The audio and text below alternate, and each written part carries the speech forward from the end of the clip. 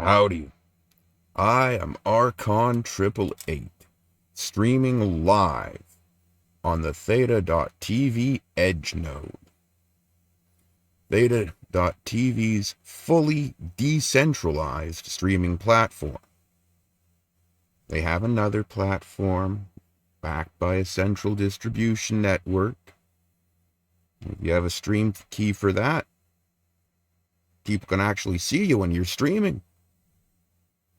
Biggest problem is that not enough people have Edge nodes downloaded and running because it's decentralized. We need people to share the streams or it doesn't work. Now, I wanted to do a little video on,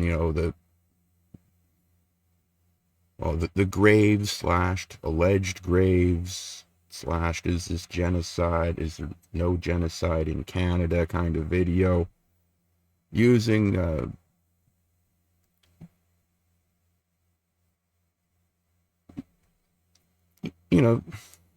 clip here, a clip there, point, counterpoint.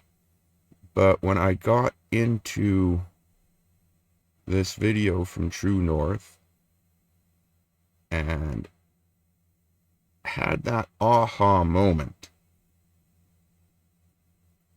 wow. But let's just watch. Folks, we live in a world where facts don't matter, where the meaning of words can change to fit a political narrative, and where the grievances never end. I'm Candice Malcolm, and this is The Candice Malcolm Show. This is Hi everyone, thank you so much for tuning in today. A bit over a year ago. I want to do a little bit of a deep dive today and talk about a word that gets thrown around an awful lot. And as you know, it's become incredibly fashionable to throw around the term genocide. We hear it all the time from politicians on the left. As I said, we accept those findings. We accept the finding that this was genocide. This mass grave is a painful reminder of the genocide. In the buzzword of the day, assimilation. In the language of the 21st century, cultural genocide. We call this genocide. The horrifying revelation of the 215 children found at Kamloops Residential School makes clear Canada has committed genocide against Indigenous peoples. I've said before that the residential schools was a genocide of our people. Canada committed deliberate race, identity, and gender-based genocide against Indigenous people. But is it really true? Did Canada really commit genocide? Not too long ago, the answer from the perspective of international law was no. In fact, it used to be shocking to hear this phrase uttered in the Canadian context, and international scholars and legal experts used to urge caution with such a loaded and political word. Canada's early history is filled with brutality and hardship, there's no doubt about it. The 18th and 19th centuries were defined by wars, atrocity, constant fighting, constant killing over land and resources, and Canada was no different. But suddenly, all of the context has been stripped away, and we now look at events of the past and judge them as if they were being carried out today, as if they were being carried out right now. And as for the most loaded political term of all, genocide, it gets thrown around now, basically meaning something bad that happened in the past. This latest frenzy all began in Kamloops with the accusation of mass and unmarked graves. Well, on Thursday, the Kamloops Indian band finally presented its research on the 215 unmarked graves announced earlier this spring. The presentation was pretty unremarkable, at least from a media perspective. It was filled with all the ceremonial elements that you would expect, and lots of excessive political statements in Orwellian language that was frankly a little bit surprising. We heard from 3 scientists, each of whom emphasized emotion over facts and politics over science, using the podium to virtue signal about the need for more apologies, more shame, more contrition from Canadians, and more money to First Nations. And as for the research that led to discovery, my suspicions were more or less confirmed. The radar technology is not very accurate and not very precise. In fact, we learned that the 215 figure that has been repeated millions of times around the world is not accurate. The real number is more like 200. I say more like 200 because the number itself is an estimate. It's not an exact science. It's based on the number of disturbances detected in the ground. This is what the technology detects. It's a fair And as you statement. can see, we're not looking at an X-ray machine that detects bones fair or human statement. remains. That's sort of what the media implied, but that's certainly not what we saw. It's certainly nothing that could determine whether these graves belong to children or adults, First Nations, or pupils at a school. We're only seeing places where the soil has moved. But these are mere facts, and facts are not as important as narrative. That is why I want to bring to your attention a speech that was given during this media presentation in Kamloops. After the main event was over, so after we heard from the chief, a language specialist, 3 scientists, and 3 former students of the school, a politician took the stage. This is Roseanne Archibald, the very recently elected Chief of the Assembly of First Nations, the AFN. This is the highest ranking political position that is always held by a First Nations leader in Canada. So after we learned that the real number of unmarked graves was more like 200 and not 215, Archibald said this. Here in Tishkletmik territory, in these sacred lands, Canadians and the world first learned about how 215 innocent children died and were buried in unmarked graves. This is a crime against humanity. This is a crime against little children. So just moments after we heard a researcher say that the number of the remains is suspected to be 200 and that there is no way to confirm whether these remains are actually there and who they belong to, this politician jumps up and repeats the narrative with no regard for facts, no regard for truth. Now, to be fair, this politician is obviously reading off of a prepared speech. Probably spent all the time that the other presenters were speaking, rehearsing the speech and not paying any attention because, she doesn't want to misspeak and lose the next election or whatever. Without any hint of self-awareness or any regard for being a responsible leader to her community, Typical politician. She goes ahead and pours gasoline on the fire. She's standing on the graves of dead children, children who died more than 100 years ago, possibly even longer, possibly not even children or First Nations children, and she declares that she has proof of crimes against humanity. But it gets worse. This is what she says next. The United Nations has called this genocide. We call this genocide. This ground-penetrating radar technology is revealing evidence, undisputable proof that crimes were committed. Wait, what? She says that the United Nations has called this genocide? But is that even true? Let me be clear, this is an incredible accusation to make. It's a shocking statement. Absolutely. And yet no one really batted an eye at it. The media didn't cover it, despite the fact that hundreds of journalists were watching the speech. Did anyone bother to fact-check the statement? Did anyone ask a simple question? What do you mean the United Nations called this genocide? When? Where? It's worth spending a little bit of time talking about this word genocide, because it just gets thrown around so much today. But I think it's worthwhile to talk about why it is incorrect to use it in the context of unmarked graves found near residential schools. This is from the United Nations Office on Genocide Prevention and the Responsibility to Protect. It talks about the history of the word and what it means. So here we go. The word genocide was first coined by Polish lawyer Raphael Lemkin in 1944 in his book Axis Rule in Occupied Europe.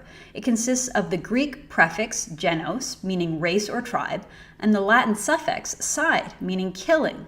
Lemkin developed the term partly in response to the Nazi policy of systematic murder of Jewish people during the Holocaust, but also in response to previous instances in history of targeted actions aimed at the destruction of particular groups of people. So in other words, the international community was so horrified by the systematic way that Nazis murdered Jews. They murdered millions of Jews in concentration camps and gas chambers. It was so chilling and so atrocious that we literally created a new word to describe the horror. It wasn't just an act of war. It wasn't just a familiar story of the time where one nation attacks another, pillages and kills and takes their land. What the Nazis did was far worse. They intentionally and deliberately tried to destroy the Jewish race by murdering all Jews. This is the origin of the word genocide, meaning to wipe out an entire race of people by murdering them all.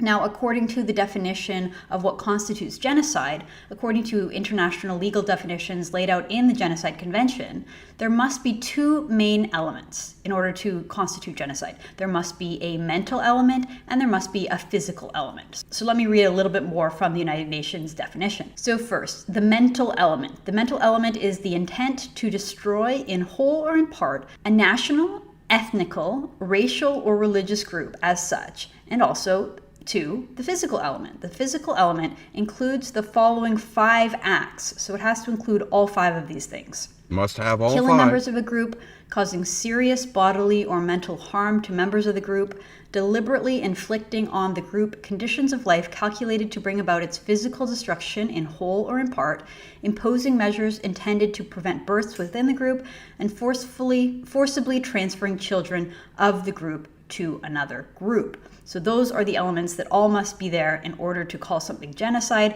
People try to argue that that last bit, forcibly transferring children, is what happened in residential schools, and therefore it's genocide. But keep in mind, you have only to one have out of done the all 5. of these things, not just one of them, but all of them. Okay.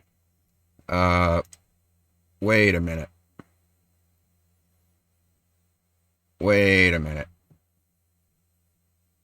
Genocide means any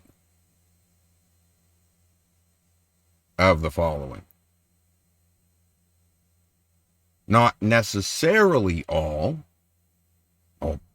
though if you want to be an overachiever, you're more than welcome to engage in all 5 of the acts, but according to the United Nations and what Candice Malcolm had on the screen behind her, genocide means any of the 5 acts, not necessarily all of them. So simply just forcibly removing children from one group to another, as was done with the residential schools, potentially under international law, could be considered genocide. Well, Candice Malcolm has created a standard of genocide so ludicrously high that it would almost be impossible to actually attain. Let's think for a moment about an obvious group, a small group that could very easily be wiped out. What are they called? The Torabinda Islanders, or whatever the heck it is. You know, they run around throwing spears and shooting arrows at helicopters because they don't want nothing to do with the rest of the world. I'm pretty sure with tanks and machine guns, you could go in there and...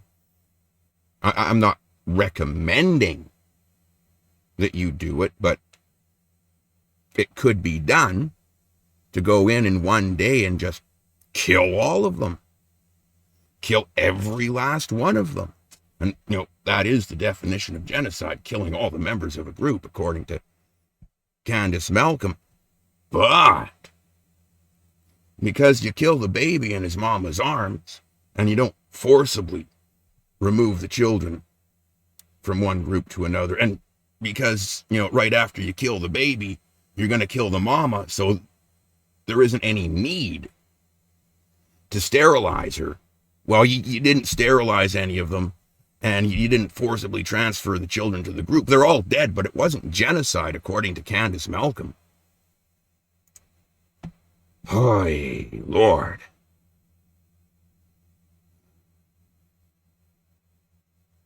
Did anyone bother to fact check this statement? Apparently Did anyone not. ask a simple question? Politically loaded propaganda is in and of itself self-indicting. There's no intent to wipe out an entire people. Quite the opposite. Oh, okay. The intent So of residential there schools, wasn't as best an we can intention. tell, was to help. To That's lift the the community out of defense. poverty, Okay. to help Okay. them succeed in an It industrialized wasn't genocide. society, We didn't and intend to give do it. them an opportunity with education. Hi, my name is Watsuk. I'm an elder on the Tsleil-Waututh First Nations, also known as Burrard Reserve.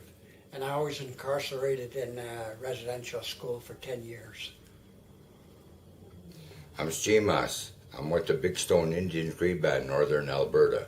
I was incarcerated in residential schools for 11 years. It was supposed to be an educational purpose. That was the biggest lie in history. They didn't give us no education in there. All they done was just to keep us in there so that they could take control of the land and tell your parents that if you interfere, you may never ever see your children again. That was the whole story behind it. There's nothing to say that they took you there for education. I said, I can prove that. Out of the 46 of us from my hometown that were incarcerated there, not one person graduated. I went to a public school to get my documents referred to on what level my grades were. And they said, oh, you got the equivalent of a grade 3 educated person. And they said, now they advance you to grade 5, which you're still doing very poor. So there was no education. All there was the Bible on your desk. And when you walked in the main room, all they had on the front of the blackboard was, you're not an Indian anymore, you are one of us. So that just means that they were taking the Indianness away from us and to keep us as dumb as possible. They didn't want us, we couldn't speak our own language, we got strapped for it. And facts are not as important as narrative. But suddenly, all of the context has been stripped away, and we now look at events of the past and judge them as if they were being carried out today, as if they were being carried out right now. And as for the most loaded political term of all, genocide, it gets thrown around now, basically meaning something bad that happened in the past. Now, before we proceed by addressing these two final aspects of the crime of genocide, I've been asked by our prosecutor's office to submit some new and extremely significant evidence that has been acquired since the posting of our opening arguments on November 6, 2012. This new evidence clearly proves that the enormous death rates in Canadian Indian residential schools were undeniably the result of an intentional plan by churches and the government to destroy Aboriginal children.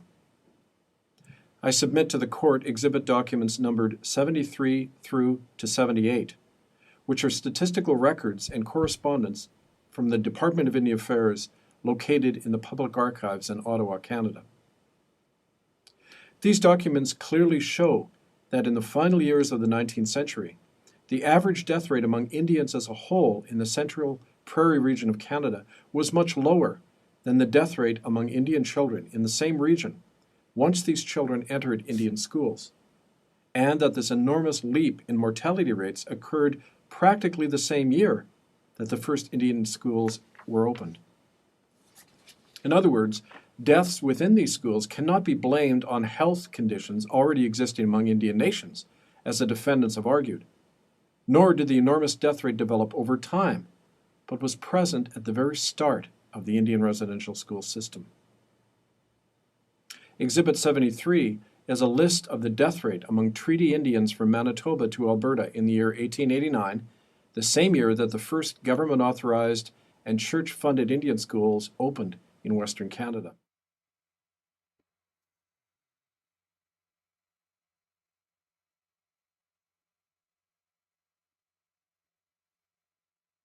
This Treaty Indian death rate was as low as 12.7 per 1,000, or 1.3% among the Blackfeet Nation, to a high of 76.6 per 1,000, or 7.7%, among the Musqueam Band of the Cree Nation in Saskatchewan.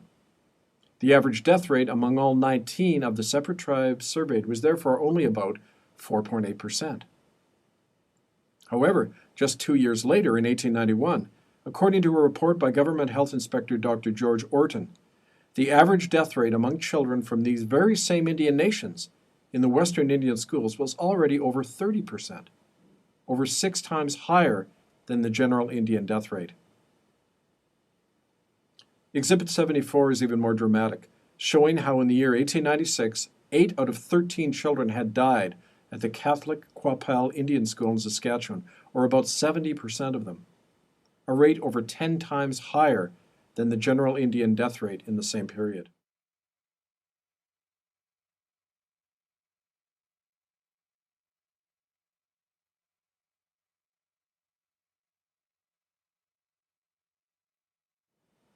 Exhibit 75 indicates that exactly 2/3 of the children had died at the Regina Elkhorn School in the same year of 1896, barely 3 years after that Indian school had first opened.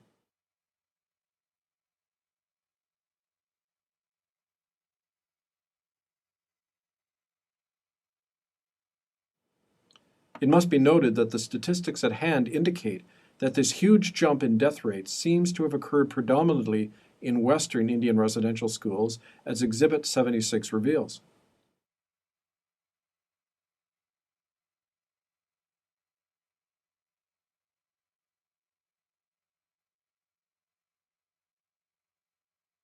This chart of the status of Indian children discharged from various schools across Canada shows that the average death rate among former internees in Ontario schools averaged only between 2 and 15%. But in the Western Indian schools, the mortality rate among school graduates in the same period varied from 25% in Brandon to 40% at Cooper Island on the West Coast to over 65% in Kootenay, British Columbia.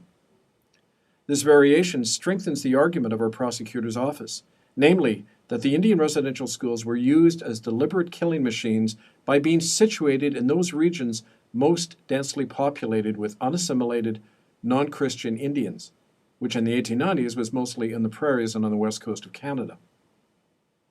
The fact that Western Indian schools were statistically more harmful and death-causing than those in the East at this time was clearly not because Western Indians were more diseased or unhealthy, but because the conditions in the Indian schools in the West had been structured to be deliberately lethal, for the simple purpose of rapidly depopulating the Western territories to make room for white settlers after the completion of the National Canadian Pacific Railway in the year 1886, 3 years before the Western residential schools opened.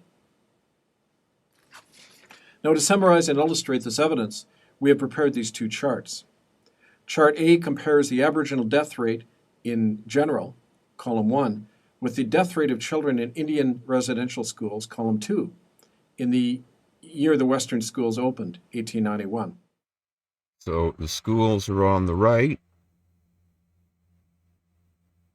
way up here, death rates, and Chart B compares the Aboriginal death rate in Ontario Indian residential schools, column 1, with the death rate in Western Indian residential schools, column 2, in the year 1900. So on the right you have the schools in the West, and on the left you have the schools in the East.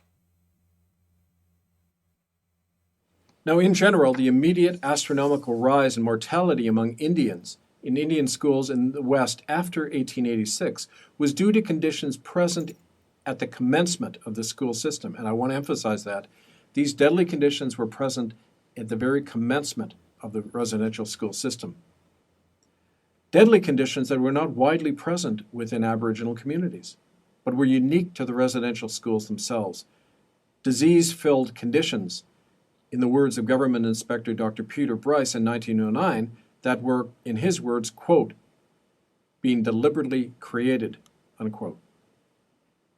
Now, we know exactly what these conditions were: tuberculosis contagion and an unclean, underfed, and unhealthy environment where Indian children were deliberately imprisoned, brutalized, and never treated or helped. We must therefore conclude that these so-called Indian residential schools were established with a clear purpose: to make Indian children lethally sick, particularly in the schools of the Western Territories.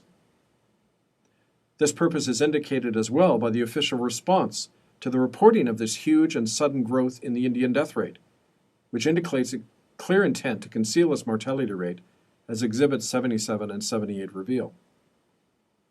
Exhibit 77 is a letter from a Western Indian commissioner in June 1903 to the Indian Affairs Superintendent in Ottawa.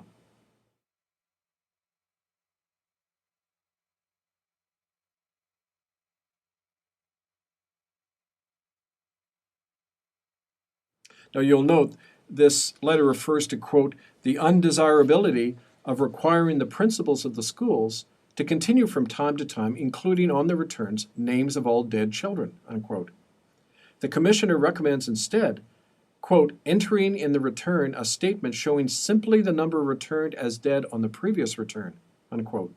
In other words, any record of the long-term murderous effect of the residential schools on its graduates was to be expunged from the official reports. Exhibit 78 is the response to this suggestion of censorship from Frank Pedley, who was Superintendent of Indian Affairs in Ottawa. Pedley approves of the suggested change, stating that from then on, his department will, quote, drop the names of pupils who died previous to the year for which the return is made out, unquote.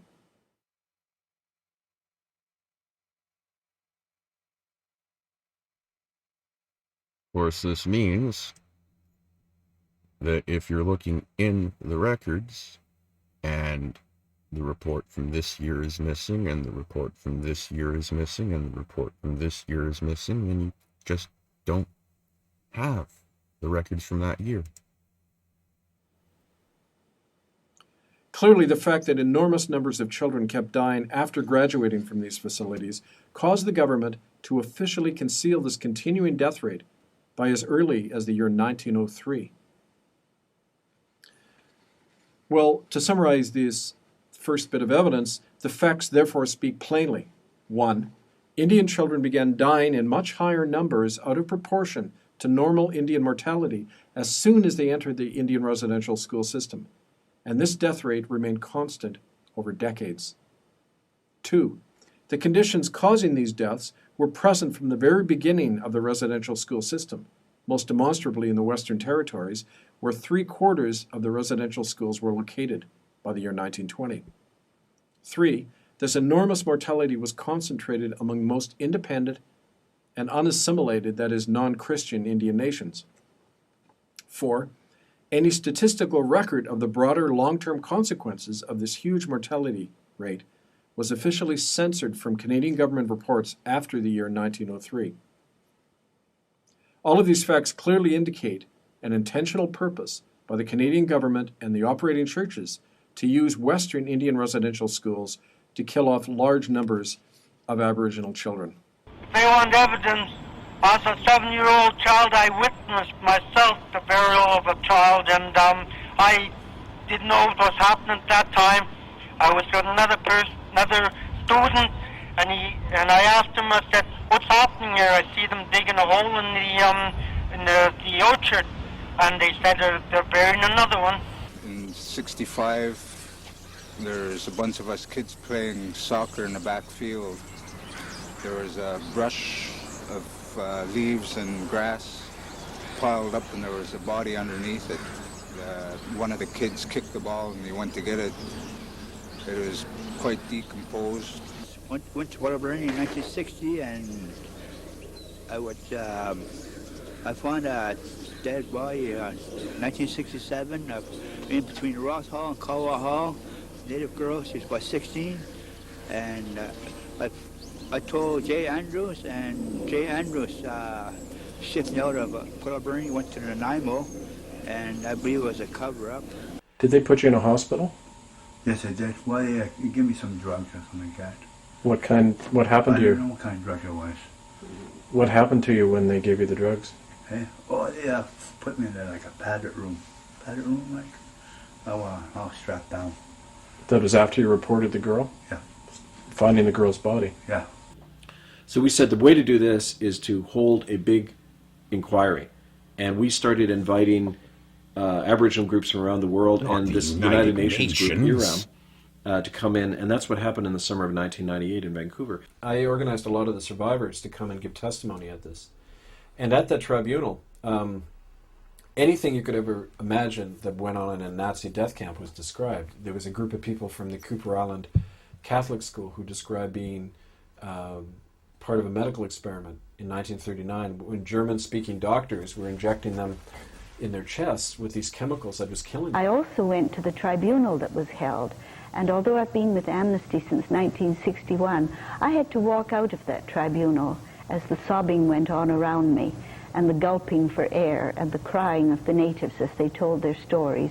And I couldn't imagine, Canadian men, policemen, fathers and grandfathers going in and taking children out of the arms of native parents and putting them on a gunboat and taking them to these schools like Port Alberni. That all came out at that tribunal. I thought, my goodness, how could they take little 5- and 6-year-olds? And as a grandparent myself with a little 5-year-old, how dependent he is on family. How could they take those children to these schools where at best they were treated with indifference, but as we know, so much worse went on there. We've had Chief Harry Nice, we've had Chief Joe Gosnell, we've had Chief Ernie Cray sitting in this room with tears in their eyes describing it to me themselves on television. I mean, it happened. We know it happened, and it happened in our lifetime, right? It's not 150 years ago. Was there proof, though? Like Nazis... Scars. They showed me the scars, and they also... Anything written down? Any doctors write down that they went through it? I did find documents in the Indian Affairs Archives describing these doctors, and how what was interesting was the order that was running the school, a Catholic order called the Montforts. As soon as some children escaped from these experiments, they went to the local, their families. The local police refused to return the children to the school because of these horror stories they were hearing. The next day, all the Montfort brothers resigned. They were just taken right out of there. And the Oblates come in to replace them. So there was something very odd going on, and a number of the children died, and I found the death records and everything. So there was that kind of stuff going on. Well, did the tribunal ask for proof, written proof? Or did they accept the oral proof? Well, they had both. They had the oral proof, and they also had the corroborating proof that this stuff was going on. They also subpoenaed the government and the churches and the RCMP to come and answer questions, because ultimately they're the ones with the evidence, the documentation of this. And every single one of them, from Jean Chrétien right on down, they just refused to come. They never answered or anything. But other things were described, the sterilization hospitals. Women showed up who described being sterilized simply because they were Indians and wouldn't go to church. I couldn't have any more children after Dr. Darby got to me. He made an announcement in our village that anyone who wasn't in church on Sunday had to report to him for a special procedure. I never went to his United Church since they did so much harm. But Darby was missionary, so his word was law. So the Mounties came and got me and brought me to Darby. He gave me a shot. Next thing I knew, I was in bed, all bruised and hurting. I was missing all my gold teeth. Something didn't feel right inside me. I never could conceive after that. Later, another doctor told me I'd been sterilized. George Darby, he did that to hundreds of our women.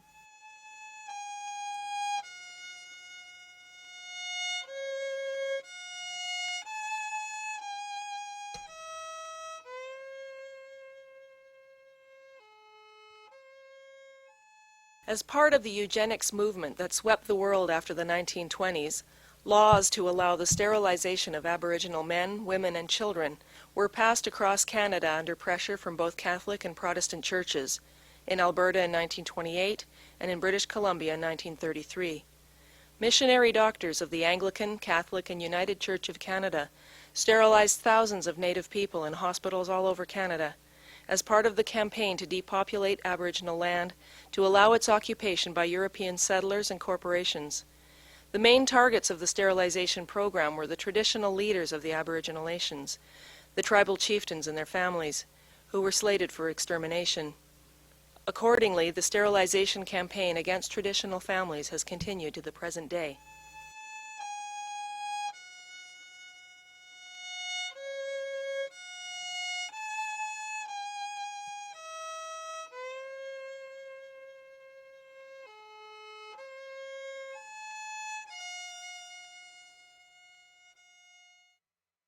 Dr. James Goodbrand sterilized many of our women.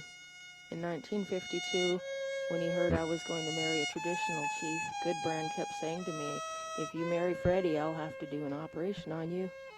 That scared me, and I tried to see another doctor, but the Indian agent wouldn't let me.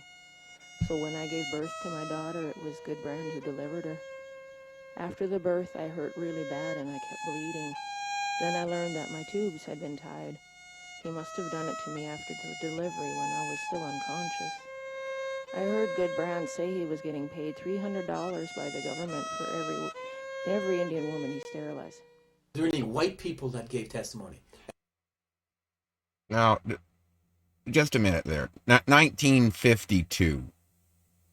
Is that before genocide was a word in the language?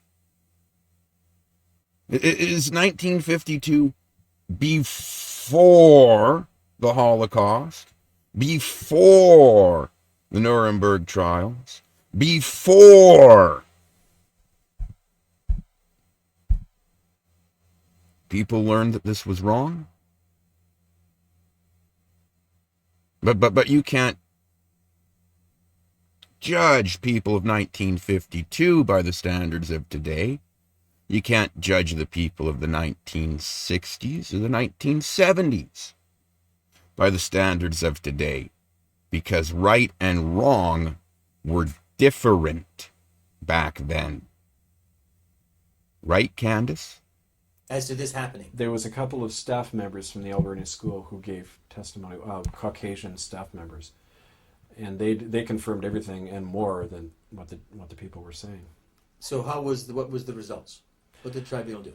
Well, the result of the tribunal was they sent a report to the United Nations to Mary Robinson, was High Commissioner for Human Rights in Geneva at the UN office there. And they sent a report to her. I sent 14 hours of videotape plus all of the documentation and affidavits and everything to her office. We never heard a thing. Never got back to us. And a couple of years later, I learned that it was because of pressure that Canada brought to bear at the UN to keep this issue under the wraps, basically. How could Canada do that? You mean Canada can influence the United Nations? Well, it has a lot of pull. For example, at the time, the General Secretary's assistant was a woman, Denise Frechette, who was a career civil servant from the Department of National Defense in Ottawa, and she was the one at the UN setting the agenda of all these different divisions and committees at the UN. So it would have been easy for her and others to keep this off the agenda. And who is it?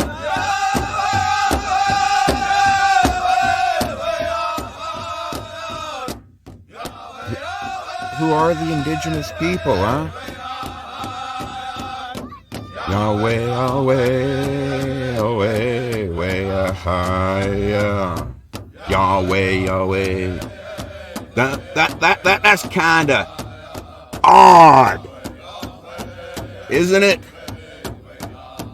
Isn't Yahweh the name of that Jewish God, the Hebrew God, the God of the Israelites?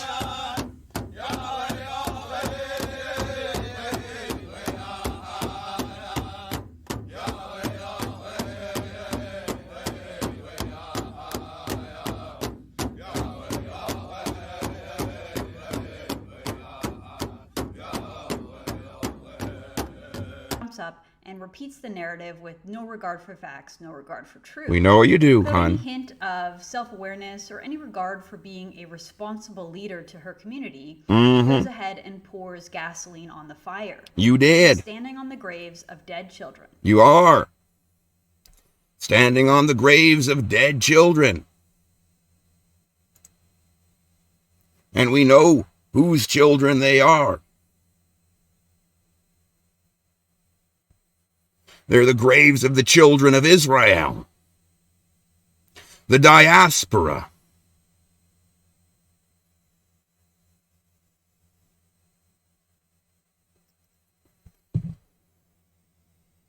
Now, Ms. Malcolm,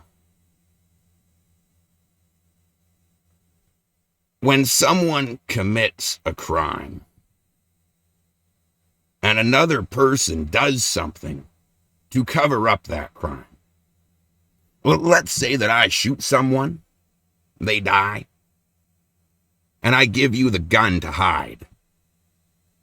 Well, now you're guilty of murder, you dumb bitch.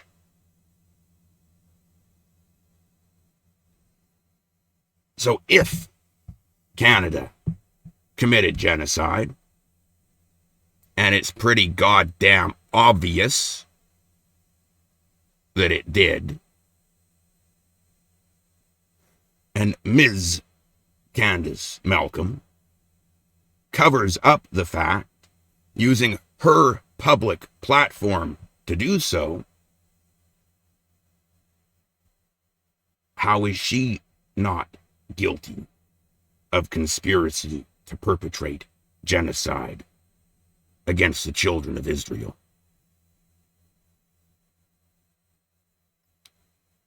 Honey, your name is blotted from the book of life. Liars shall not enter the kingdom of heaven. And Jesus, the Messiah, who loves everyone, absolutely fucking despises you. You worthless whore of Babylon.